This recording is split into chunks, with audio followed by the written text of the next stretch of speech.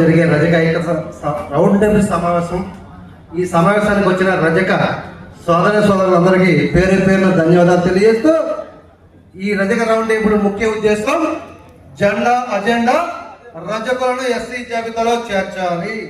ఇది తప్ప వ్యక్తిగతంగా ఎవరికి ఎన్ని అనుమానాలు ఉన్నా ఈ రౌండ్ టేబుల్ సమావేశాల ముఖ్య ఉద్దేశం ఎస్సీ స్టేటస్ గౌరవ ముఖ్యమంత్రి వర్యులు నారా చంద్రబాబు నాయుడు గారు కూటమి ప్రభుత్వం అధికారంలోకి వస్తే రజకులను ఎస్సీ జాబితాలో చేర్చే బాధ్యత నాదని హామీ ఇచ్చారు. ఆ హామీని అమలు చేయమని అడుగుతా ఉన్నాం. అడగందే అమ్మాయిని అన్నం పెట్టదు. మనం అడగందే చంద్రబాబు నాయుడు గారు చేయరు.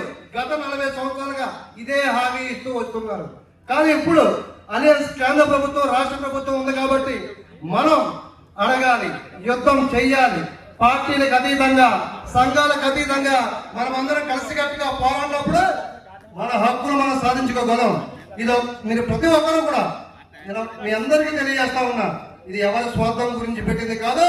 మరీ ముఖ్యంగా ఇది వైఎస్ఆర్సీపీ పార్టీ వాళ్ళు పెట్టే వేదిక కాదని మీ అందరికీ తెలియజేస్తా ఉన్నా. 23 జిల్లాల నుంచి సొంత డబ్బులతో ప్రతి సమావేశానికి వస్తున్నారు, మహిళలతో సైతం. అంతే తప్ప ఎవరో అమ్మాయిని నడిపిస్తుందా? ఈ రోజున రాజమహేంద్రవరంలో ఇంతటి సభ నిర్వహించిన రాజమహేంద్రవరం సంఘ సభ్యులందరికీ పేరు పేరున ధన్యవాదాలు తెలియజేస్తూ, జై రజక, జై రజక, రజకుల ఐక్యత.